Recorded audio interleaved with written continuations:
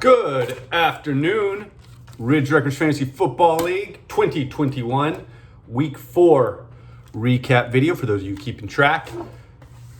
Wham bam, thank you man, what a week. Holy cow. Some major injuries this week had pretty big impacts on the scores.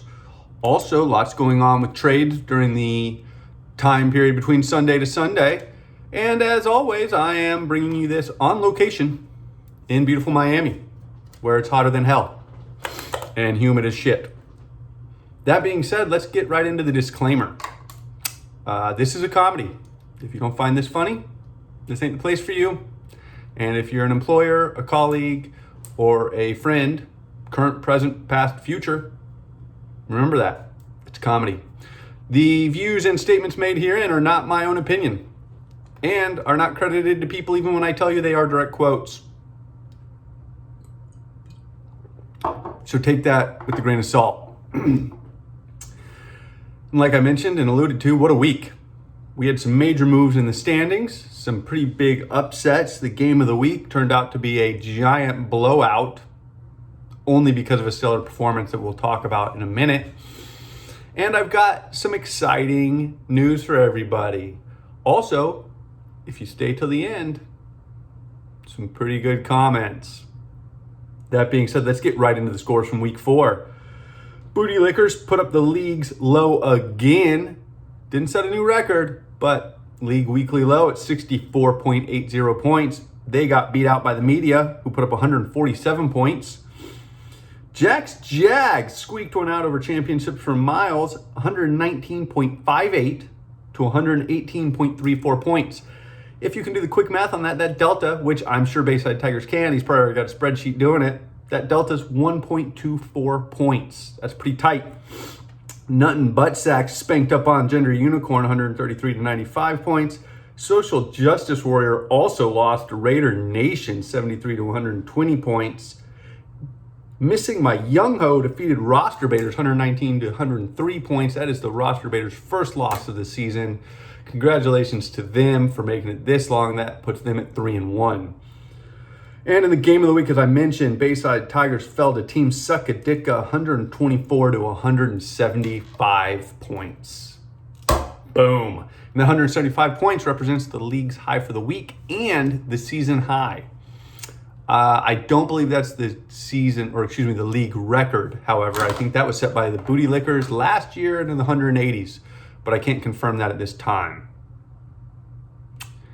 That moves us to our standings. And as I said, there was a lot of movement after those wins and losses. Nut and Butt Sacks clawed their way back to the number 1 spot, followed up by Team Suckaditka after their stellar performance. That's a shit ton of points for. That will definitely come in handy for them down the run. Roster Baiters fell to 3rd place. Raider Nation, surprising 4th place still. No one saw that coming.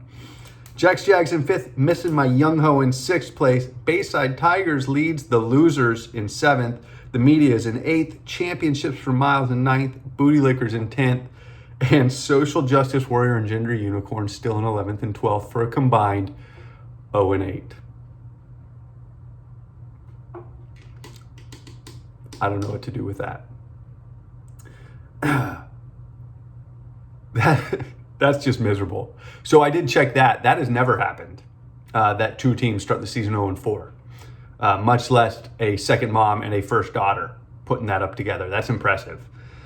Week 5, we've got the game of the week. This week is myself, the media, versus Missing My Young Ho. That's a pretty tight scoring game, put up right around 120 and 123 respectively. We'll see how that pans out as the week goes on and bench moves are made, etc. Social Justice Warrior goes up against Booty Lickers in what should be a good game. Social Justice Warrior may get their first win out of that one because the Booty Lickers are definitely in a downward spiral. Bayside Tigers goes up against Gender Unicorn. Nut and Butt Sacks plays championship for Miles. Raider Nation goes up against Team Suckaditka. I predict Raider Nation will finally suffer a loss in that matchup. And Jack's Jags goes up against Roster Baiters in what should also be 2 good fighting teams. All right. Now, what we've all waited for, let's get into the comments. And like I mentioned, they're pretty impressive this week. I will be looking at my comment sheet, so I apologize for not looking at the camera. Bear with me. Let's start out first with team owner of Jack's Jags. Huge win over the commissioner this week. Does this finally put to rest which of you is the better banker, and do you have a statement for the league? That was the question I posed to him, and this is the response I got. Wait, the commissioner's a banker? Who knew? As the nature boy Ric Flair says, to be the man, you gotta beat the man. Even though it was kind of sad beating up on a washed-up has-been, it has to be done. Woo! Sick burn. In response, this is what the commissioner had to say. We caught a couple of tough breaks. That said, it could have been worse. We could have been the booty lickers. We have the highest of standards, championship standards. You're not meeting those standards, bro. As always, we'll get better and peak at just the right time. Pound back to winning. Yeah, I don't think so. Not this season, buddy. All right. So those are the two comments from the team owners I wanted to highlight this week. In a special edition of Ridge Rutgers Fantasy Football Week 4 recap, I went out, and because it's October, which is Breast Cancer Awareness Month, I spoke to those of us with breasts and not the gender unicorn. I reached out to some of the team owners' wives. That's right. And this is what they had to say. Starting with Miss Bayside Tigers. I said, hello, this week I'm doing a special on the wives that make this league what it is. Your husband lost in the game of the week to Team Suckaditka, his arch rival and nemesis. His record falls to 2-2. Do you have any concerns over his performance? And have you experienced any changes in his behavior as the season goes on as the newcomer to the league? I.e., an improved gaydar or anything similar to that?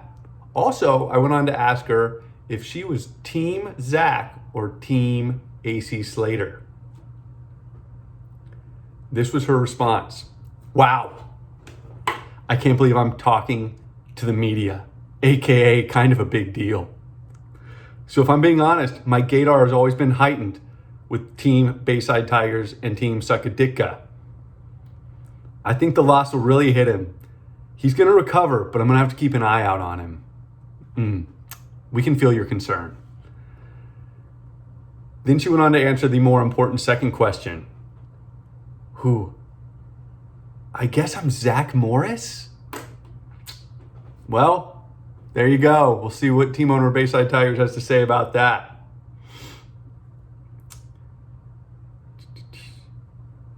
I then went on to talk to First Mom about the continued awful performance from her first daughter and the second mom. Allegations have arisen that you physically beat them if they consider winning a single game. Do you have a statement for the record concerning this performance? This was her response. I prefer mental abuse over physical abuse, but nah, they're losers all on their own. Better grammar than second mom, and also she went on to yell about how she was neither Kelly or Jesse because with her Hispanic heritage, she's Puerto Rican. She just went on and rambled and yelled at me about my white privilege and demanded reparations. I then deleted and blocked her number. Continuing on, I spoke with Team Mrs. Buttsacks. Team Miss Buttsacks. Can't even speak straight. This is what she had to say about her husband's impressive performance. I'd like to thank you for this amazing opportunity. It's not every day that I get asked these very intelligent questions. I'm a little torn with this win, to be honest. My typical motto is if you're not first, you're last. So in my eyes, he and Gender Unicorn are tied. I will say this. When I saw who he was playing, I also felt the sadness because we all know that the wives love some Gender Unicorn. I know I should be a proud wife. I'm just really confused right now. As for him sleeping with the dog, he will be now.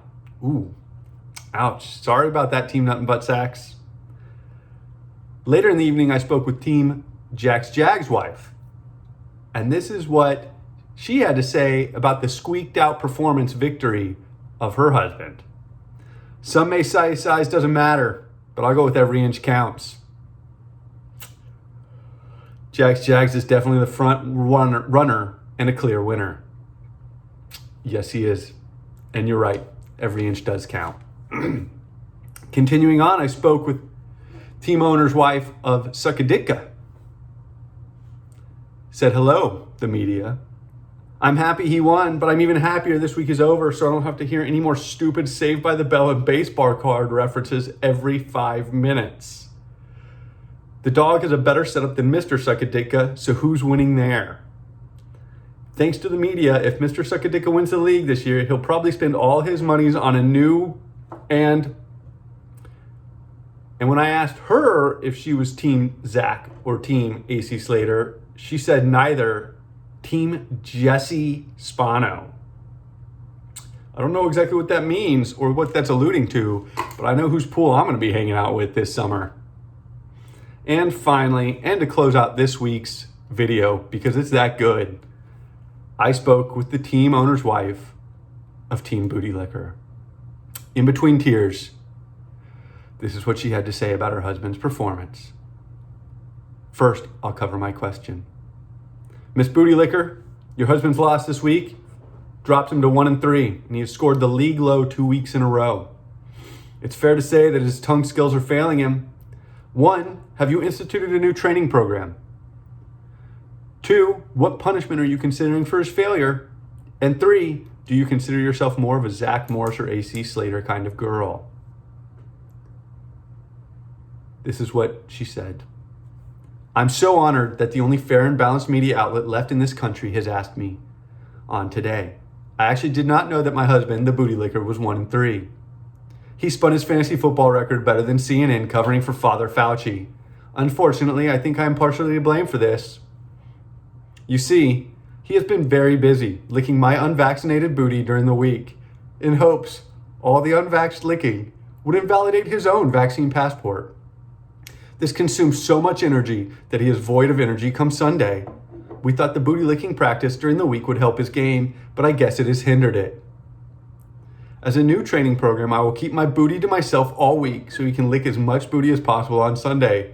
First punishment, he'll be jumping grandma's spot in line quicker than Crooked Chris for the next booster shot.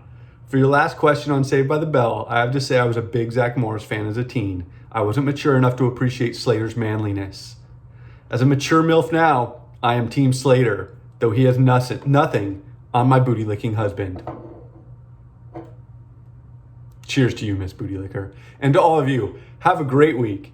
Remember, fantasy football is really all that matters in our lives. Go get after it.